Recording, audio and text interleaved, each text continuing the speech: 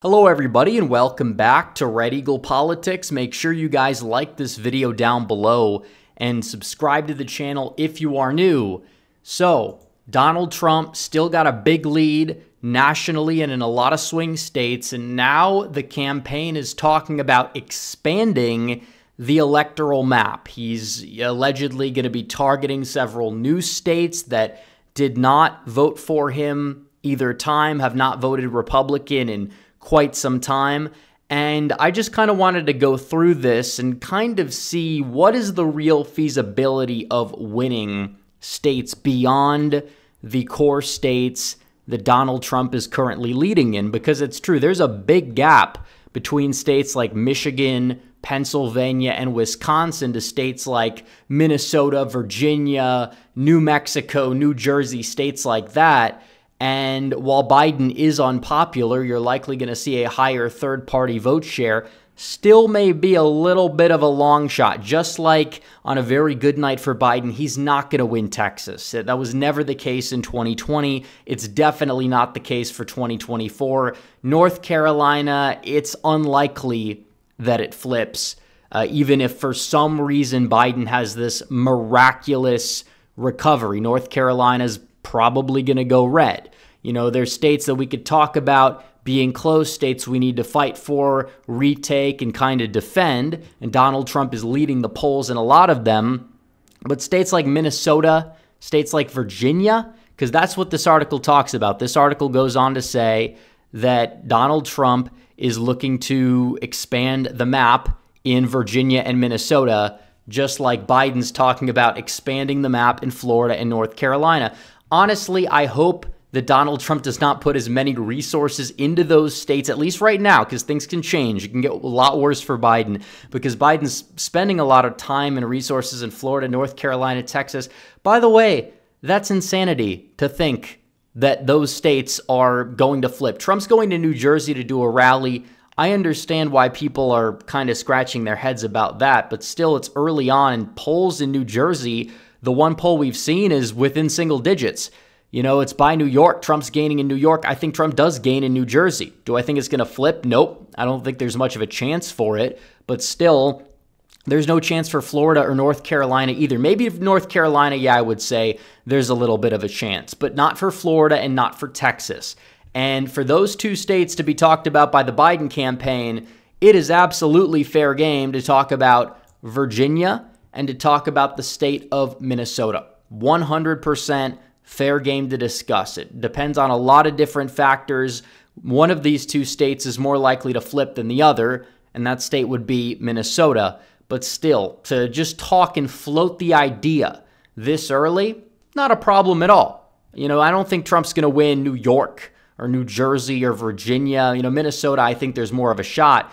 But him just floating these states, I don't think it's a big deal, so long as the main focus is on Michigan, Wisconsin, Pennsylvania, Arizona, Nevada, and Georgia, and maybe a little bit here and there on North Carolina. Those are the states Trump is mainly focusing on.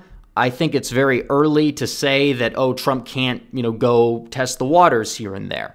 But still, the election, we're still 6 months away. 6 months away from tomorrow. We're still 2.5 months from the convention. After the convention, you got to close in on the states that you really need to be campaigning in. But it's funny because Trump isn't even really lifting very much of a finger on the campaign trail because he's on trial and his numbers are going up while Biden's going to Pennsylvania, barnstorming the state, and he's just making a fool out of himself when he's doing it. So arguably, maybe the basement strategy being a little bit reversed this time around is benefiting Donald Trump.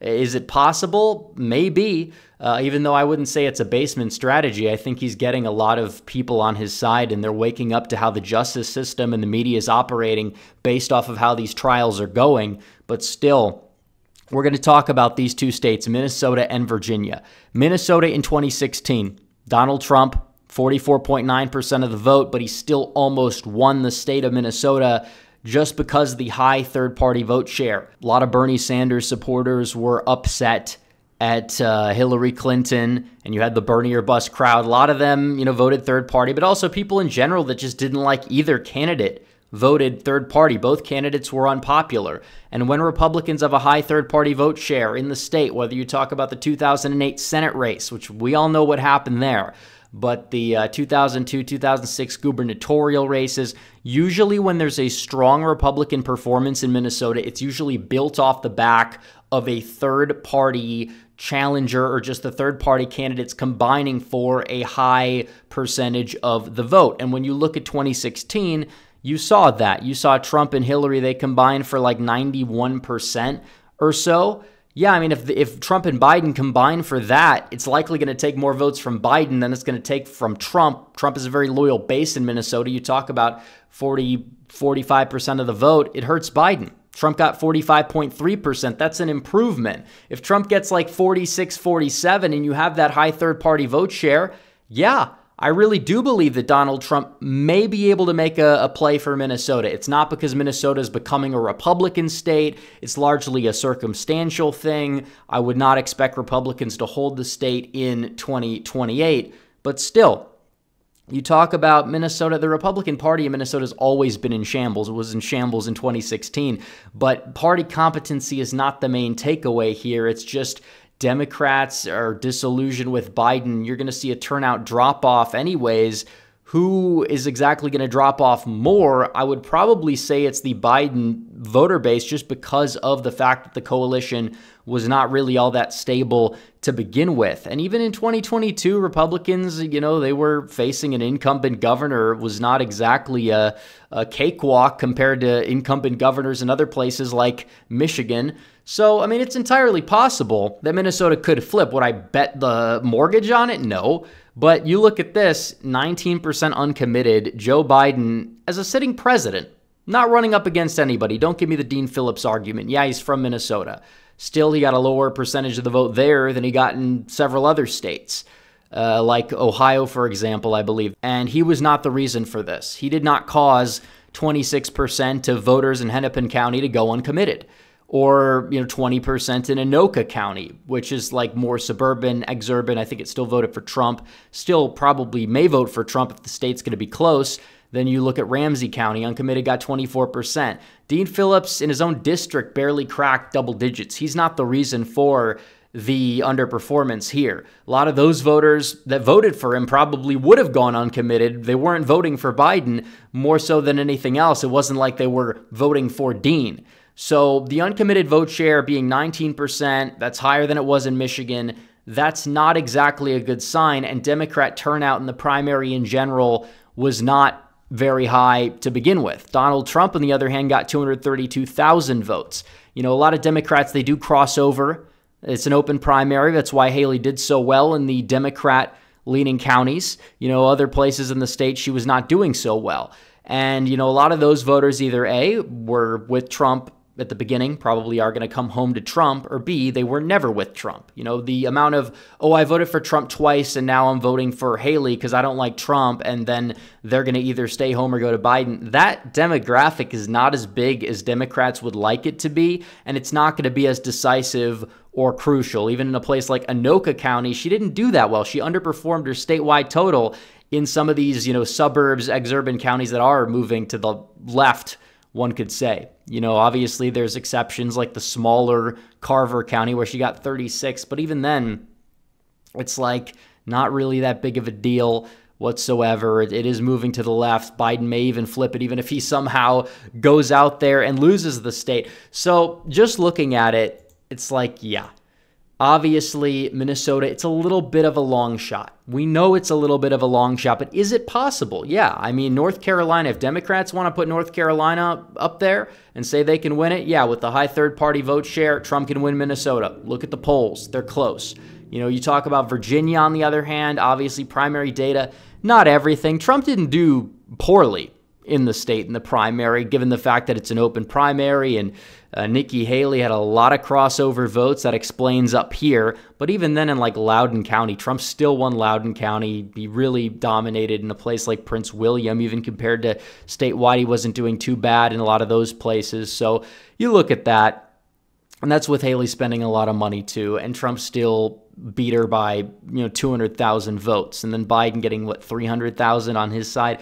Again, not the worst performance, not as bad, not as much of a red flag as Minnesota's was, but 88% still in a very establishmentarian state, being below the mark that he needs to be. A lot of black voters in Virginia, they're not as enthused to vote for Biden, but you talk about the percentage of the vote already, because the third-party vote share, it's not as consequential as it was in Minnesota, but Trump going from 44.4, I think he actually did lose a little bit of ground, 44. I think you might see him get around 46. The Republican Party, the competency's improving. I think it could be within 5, just because it seems to be turning a corner. It's not growing as fast, and that's a good sign for Trump. But still, I don't believe it's going to exactly be enough in Virginia. Maybe test the waters, maybe go to the border with North Carolina, because, yeah, you can kill 2 birds with 1 stone with that. But still, Virginia's a little bit of a long shot. But again, testing the waters, is it possible when you're leading the popular vote by almost 2 points? This doesn't even take the Rasmussen poll into account. That's not even in the aggregate. Yeah, Donald Trump right now, if the election was today, would win the popular vote. And a lot can change. I'm not saying that it can't.